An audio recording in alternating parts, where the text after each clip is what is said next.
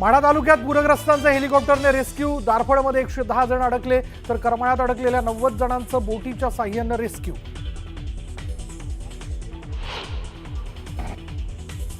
News 18 Lokmat पूरग्रस्त शेतकऱ्यांसोबत सर्वाधिक पोहोचलं बांधावर। बातमीची मुख्यमंत्र्यांनी घेतली दखल। मुख्यमंत्र्यांनी सर्व मंत्र्यांना दिले दौऱ्याचे आदेश। बीड आणि धाराशिवमध्ये एनडीआरएफ आणि एसडीआरएफ कडून रेस्क्यू ऑपरेशन, तर नुकसान आणि पंचनाम्याचं काम युद्ध पातळीवर सुरू। मुख्यमंत्री देवेंद्र फडणवीसांची माहिती।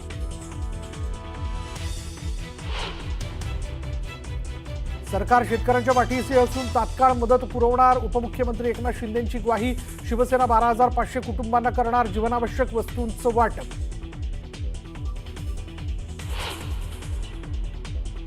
अजित पवार उद्या पूरग्रस्त जिल्ह्यांच्या दौऱ्यावर। सोलापूर, धाराशिव, बीडची पाहणी करणार। अतिवृष्टीबाधित झालेल्या गावांना देणार भेट। शेतकऱ्यांनी मंत्री गिरीश महाजनांचा ताफा अडवला। प्रशासनाला शेतकऱ्यांचं देणं घेणं नाही। मंत्र्यांकडून पंचनाम्याचा फक्त देखावा। शेतकऱ्यांचा सरकारविरोधात आक्रोश।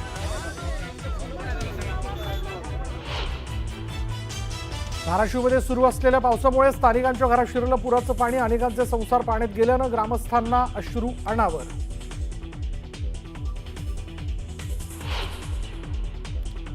जालन्यात 10 महसूल मंडळात अतिवृष्टी। सततच्या पावसामुळे शेतांना तळ्यांचं स्वरूप। बदनापुरात शेती पिकाचं मोठं नुकसान। बुलढाणा जिल्ह्यात अतिवृष्टीचा तडाखा। तब्बल 2,58,000 हेक्टरवरील शेती क्षेत्र बाधित। ओला दुष्काळ जाहीर करण्याची शेतकऱ्यांची मागणी।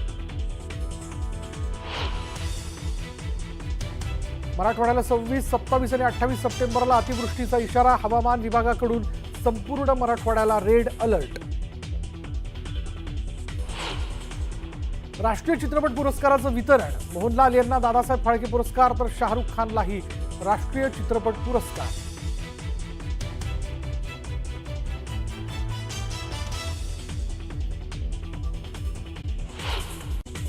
नमस्कार, मी विशाल परदेशी। मंडळी, आपण बघतोय राज्यात खास करून मराठवाड्यात पाऊस जोरदार बरसतोय। अशा सगळ्या परिस्थितीत जे मेहनतीने वाढवलं, जे हातात तोंडाशी आलेलं होतं आणि ऐन दिवाळीच्या तोंडावरती त्याचं दाम देखील झुळीत पडणार होतं, ते सगळं होत्याचं नव्हतं झालंय। आता बांधावर पाण्यामध्ये बुडालेलं शेत बघण्यापलीकडे शेतकऱ्यांच्या हातात काहीच उरलं नाहीये।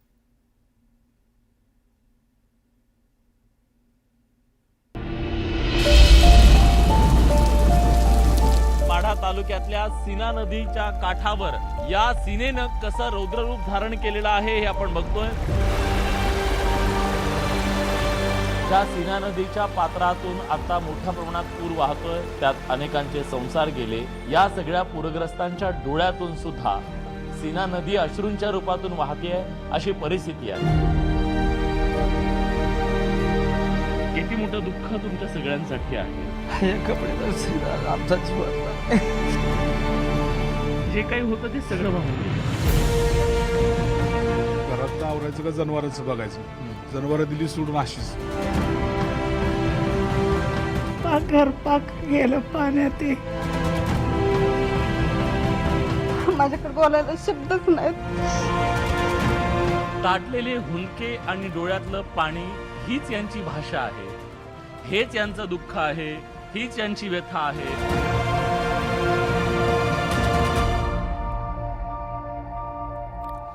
सोलापूरच्या माढा तालुक्यातील सीना दारफळ गावातील नागरिकांना एअरलिफ्ट करण्यात आले। 110 नागरिकांना एअरलिफ्ट करण्यात आल्याचं कळतंय आणि सीना नदीच्या पुरात अडकलेल्या नागरिकांचं एअरलिफ्ट करण्यात आल्याचं आपण बघतोय। त्याची दृश्य न्यूज 18 लोकमत या सगळ्या घडामोडी आपल्यापर्यंत थेट पोहोचवतंय।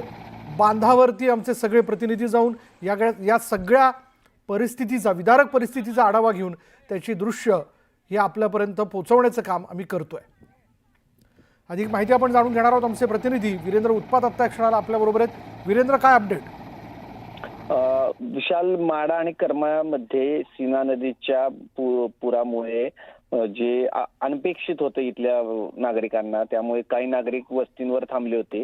त्यातील 110 नागरिकांना रेस्क्यू करण्याचे काम सुरू करण्यात आलेले आहे. आमदार अभिजित पाटील आणि पालकमंत्री जयकुमार गोरे यांनी हेलिकॉप्टरची मागणी केली होती, त्याप्रमाणे ती मागणी पूर्ण करण्यात आलेली आहे आणि पुरात अडकलेल्या नागरिकांना वाचवण्यासाठी हे एअरलिफ्ट हे मिशन चालू झालेलं आहे. थोड्याच वेळात हे काही तासात हे मिशन पूर्ण होईल आणि नागरिकांची पूर्णपणे सुटका होईल. विशाल, हे दृश्य आपण बघतोय आता ठिकठिकाणी पुराचं पाणी जे आहे ते घरामध्ये शिरले.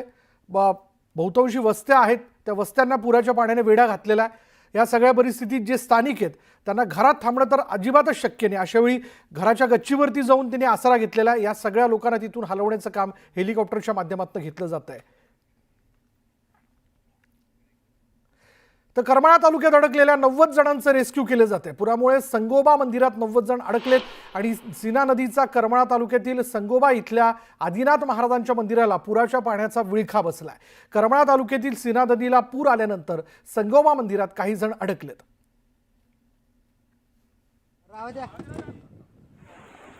SDRF आणि NDRFच्या टीम ज्या आहेत त्या ठिकठिकाणी तैनात करण्यात आलेल्या आहेत. या बोटींच्या माध्यमातून वाड्या वस्त्यांवरती अडकल्यांचं रेस्क्यू करण्यात येतंय.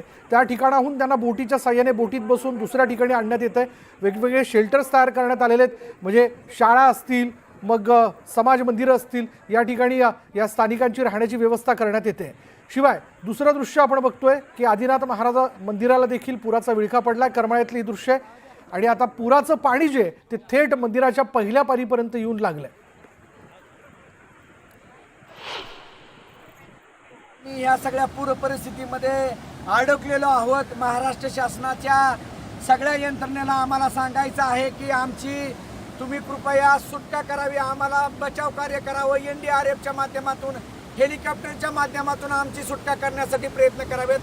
महसूल प्रशासनाने सुद्धा आम्हाला या ठिकाणी रात्रीपासून त्या ठिकाणी मदत दिलेली आहे. तालुक्याचे आमदार नारायणआबांना आम्ही संपर्क केलेला आहे, परंतु शासनाला आणि सगळ्या यंत्रणेला आमचा हात जोडून परिस्थिती आहे. लहान मुलं आहेत, वयोवृद्ध महिला आहेत, माणसं आहेत, स्वतः महसूल प्रशासनाची माणसं आहेत, पोलीस पाटील आहेत, सगळी यंत्रणा आम्ही इथं या ठिकाणी बसलेलो आहोत.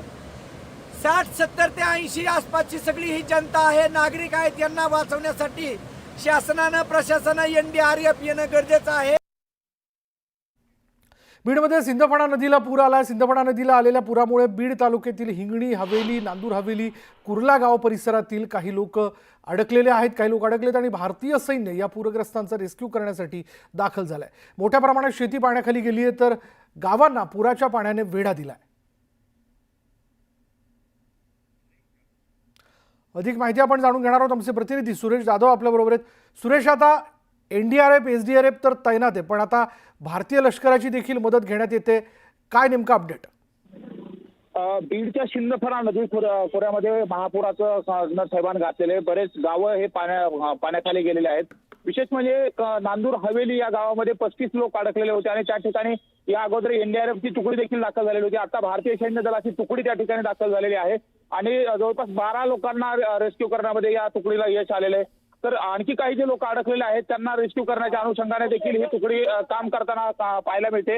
मात्र सकाळपासूनच जर बघितलं तर सिंदफणा नदी पात्रामध्ये दोन्ही बाजूला जे दोन्ही थड आहेत त्या दोन्ही थड जवळपास 1-1 किलोमीटर पर्यंत हे पात्र विस्तीर्ण झालेले, त्यामुळे तिथलची शेती आहे, त्याचबरोबर जनावरे आणि काही जणांची घरं देखील पाण्याखाली गेलेली आहेत आणि आता त्यांना रेस्क्यू करण्याचं काम हे भारतीय सैन्य दलाची तुकडी त्या ठिकाणी दाखल झाली आणि ते रेस्क्यू करण्याचं काम करतायत. विशाल, धन्यवाद सुरेश या सगळ्या तपशिलाबद्दल. भारतीय लष्कर देखील आता या सगळ्यांच्या मदतीला दाखल झालेलं आहे आणि यांच्या माध्यमातून देखील ज्या ज्या ठिकाणी वाड्या वस्त्यांवरती आता स्थानिक अडकलेत, शेतकरी अडकलेत, त्यांना एका ठिकाणाहून दुसऱ्या ठिकाणी हलवण्याचं काम केलं जातंय. पुढे पाहूयात. मुसळधार पावसामुळे बीड जिल्ह्यातील सिंदफणा नदीला मोठा पूर आलाय. महापुरामुळे नांदूर हवेली गावात पाणी शिरलंय. अशातच प्रशासनाच्या मदतीनं गावकऱ्यांनी लोकांना सुरक्षित स्थळी ट्रॅक्टरच्या मदतीने हलवलंय.